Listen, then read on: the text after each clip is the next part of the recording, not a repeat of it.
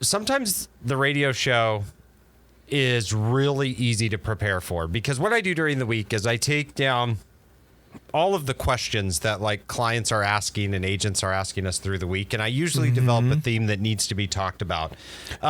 So this week we are 100%, if we look at both the national story and the local story in real estate, and that was that finally this last Wednesday, the Fed reversed and lowered rates.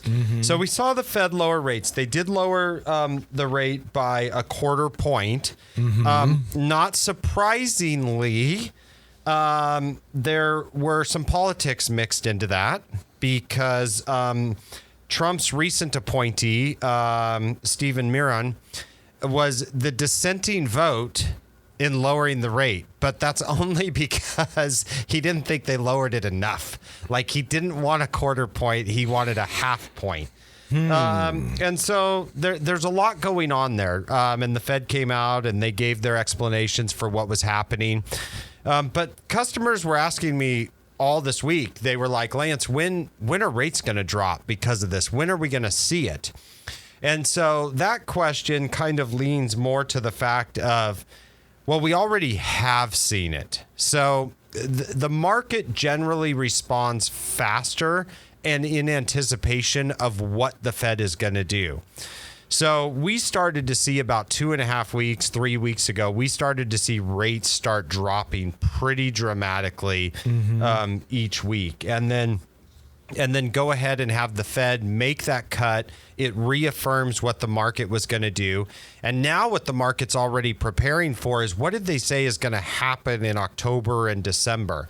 And every indication, kind of reading between the lines of the speech and stuff, is that we were looking at potentially 2 more cuts this year. Okay. Part of that is because we've had a labor report that has said that the unemployment is starting to creep up a little bit. The only thing that would really prevent that from happening that they're worried about is inflation. And so we have seen inflation rise a little bit the last couple months. They're expecting it to rise to around 3% by the end of the year, and then retreat back to what we want to see happen next year, is it retreat to 2.6 and then 2.1 in 2027 would make a huge difference for rates to allow them to be able to continue to do some cuts in that situation. Yeah. But it's really the reason why this is one of the biggest things to talk about this week is because customers asking me, what's going to happen with rates. You look at a couple things. You look at people that have bought over the course of the last 2 years when rates were higher. And when you look at it just last week, if we compare last week with the previous week, refinance requests jumped by 58%. And then they were up 70% over a year ago, right? Because a year ago rates are high, 7.5, and so you see nobody refinancing in that situation. And so, Mortgage Bankers Association reporting that we saw increases of near 70% last week, and so people are now looking. People that bought homes at 7.5. Can refi between 5.5, 5.75, depending upon the lender and the rate buy down and the terms that they're using. Now you're getting to where it's 1.5. And so in that situation, it makes sense even with the fees to go ahead and refinance in that situation. And then the other thing that happens in that situation that's worth talking about is the amount of buying power that somebody has and what their payment is. So let's look like a typical price range in Tri-Cities, $400,000. Maybe it's a first-time home buyer. Maybe it's somebody downsizing. But if you're looking at a $400,000 house, and if you assumed a 30-year fixed-rate mortgage 6 months ago at 6.75%, your payment would roughly be $25.95 per month. Now, rates down at 5.75%, you're looking at $2,300 a month. So you're looking at almost $250, $275 down. Well, that starts to make a big difference in what people's monthly payment is like. And then to kind of put that another way, I always look at it with people as it's either payment that you're concerned about with your debt to income ratio and what you're able to afford, or it's the amount of house you can afford with affordability. So let's say you know what your payment budget is. And so let's break down and look at like what buying power would be. So if we go back to just 6 months ago at 6.75, Okay. you're looking at a $300,000 house Okay. that has a principal and interest payment of $1,950. So now you come to fast forward to today. There's more inventory on the market, so we're seeing sellers offer some more concessions. So let's say you get a small buy down. You can get a 30-year fixed at 5.75. You buy it down to 5.5. Now you go out with your real estate agent, that buyer, you're not in, and you say, my affordability is the same, $1,950 a month, Lance. It's the same as it was 6 months ago. That buyer's not looking at a $300,000 house now. They're now looking at a $343,000 house. So their buying power has increased in the last 6 months by roughly $43,000. Well, I can tell you, because we're out in the market every day, the difference between a $300,000 house and a $345,000 house in this market is huge. And I've seen some prices the last couple of weeks. I've seen some of our buyers in that 340 to 355 range get some really, really good houses that would have been impossible to get 2 years ago in that range. So now rates have done us a favor. They've come down, and the buying power of those buyers has increased by roughly $45,000 in that environment. And so we're seeing, I mean, like it's happening with that announcement, with people calling into the office. We're seeing a lot of our buyers who got frustrated at what they were seeing for $300,000 6 to 8 months ago. And we've been going back out with them now and looking in that range of 345, and we're helping those buyers get under contract with a house now that does meet their needs for what they're looking for. So, and then the numbers just get bigger, you know, as the prices get bigger. So, you know, a price range that had been a little bit slower, 600 to 850, just out of reach for a lot of the market. Now we get that rate drop, and now suddenly some of those houses do become into reach for certain clients. So that is one of the biggest issues. And so we're now to some fun questions. Actually, a lot of this data comes out of Zillow.com. They had released just recently. They had released a study of what were some of the biggest value gains and losses in the real estate market the last 12 months. And then I don't know if people were seeing the article or just casual conversation, but I had 3 different people ask me over the course of the last week, Lance, what markets are getting hammered right now? I don't know if they're looking for a deal or a new house or what. It's not Tri-Cities. I'll tell you that right now. So you don't have to worry about that metro. But so this study comes out, and there were 10 cities that lost. So nationwide, here's what's so diabolical about the nation, right? Well, never mind. Not just this. There's a lot of things that are diabolical. But in housing, what's diabolical with the nation right now is that there are 10 cities that lost $233 billion total in value. But get this. On the opposite side of that equation, we've got 10 cities that gained $480 billion. Wow. So when you look at the top 10 of both sides, the losers and the winners, the gains nationwide have been more than the losses. But, you know, this is radio, so I can't, you know, throw a map up for you to look at. But if we're looking at like a heat index map, you'll see very quickly what is happening in the nation right now.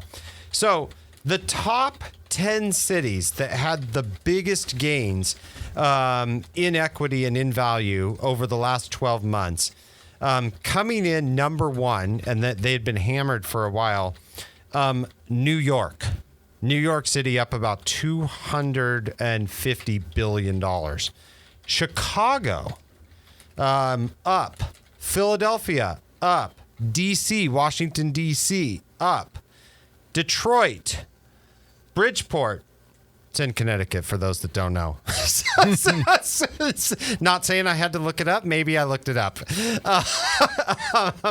Baltimore. And then here, all of a sudden, we sneak in there. Washington sneaks in there. Seattle up about 12 billion. Wow. And then rounding it out, Cleveland and Minneapolis. Okay, so John, you're good. I mean, you're good visually, but theme with all of those cities?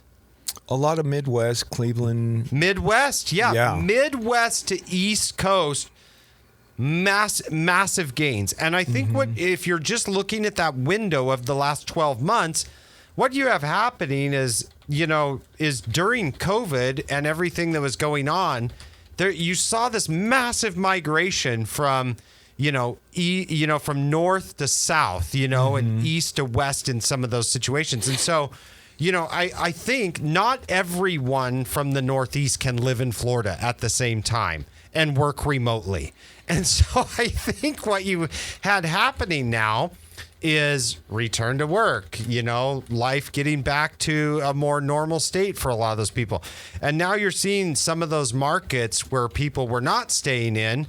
Now you're seeing some of those markets have more people return and coming back and buying, and that's keeping values up in that situation. You also saw a lot of those Midwest cities that during the big run-up, they didn't have a run-up as big as the rest of the country. Okay. So it was more like steady growth. And so when that market changes a little bit, you don't get Massive that swings. massive swings. That's exactly right.